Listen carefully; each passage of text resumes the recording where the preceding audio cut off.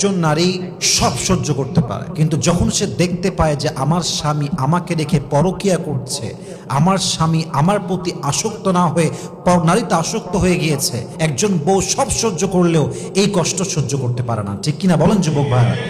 নিজেকে শুধরান।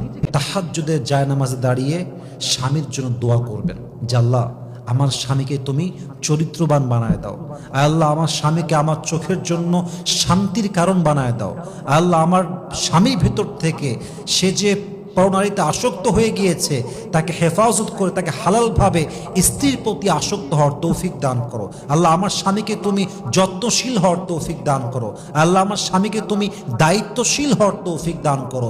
যদি আপনি দোয়া করতে থাকেন এবং দোয়া করে যেতেই থাকেন, হতে পারে আপনার দোয়া একদিন কবুল করবে একজন, বলেন সবাই তিনি কে?